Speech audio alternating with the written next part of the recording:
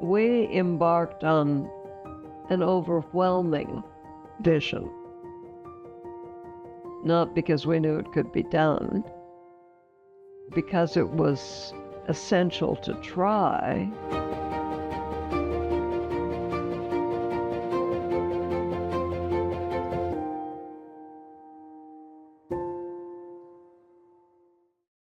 I grew up on the West Coast. I went to Stanford University at a time when there was no art history.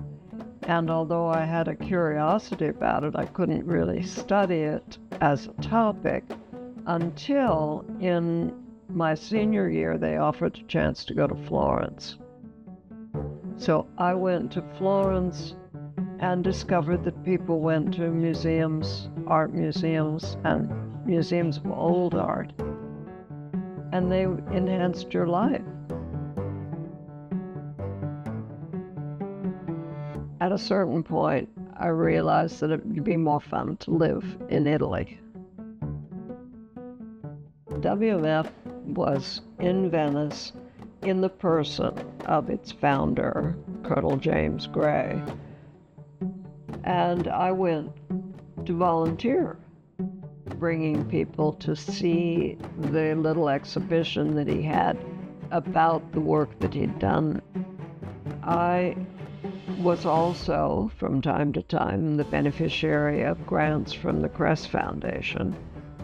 They invited me to consider taking the main job.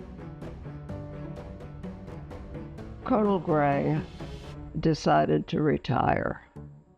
And I said, what are we going to do? There is no other organization like the International Fund for Monuments. There's no way that we can continue our program unless we have such a facilitator. And they said to me, why don't you go on the board? And I didn't look back.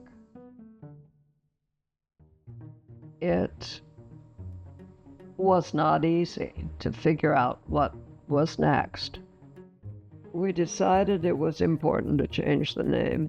IFM was a little too like IMF, the International Monetary Fund. We played around with it for quite a while and ultimately decided that monuments really was what we were about. So we announced World Monuments Fund. We were excited about our movement, but the world did not recognize the need for its existence. And that was what we hoped to communicate with our Hadrian Award. We hoped to bring people who would care about the subject into a room to understand what we were trying to do, and it's been a wonderful part of the World Monuments Fund ever since. The next major thing that happened was our decision to try to find out what needed help. So we decided that let's see what happens if we invite people to tell us what they need.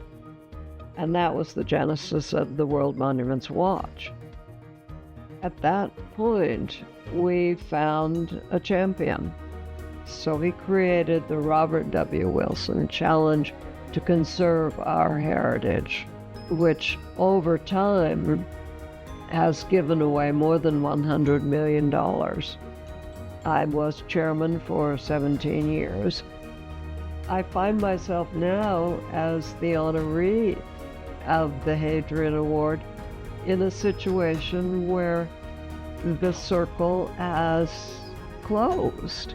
It was, as I've said, the core adventure of my life.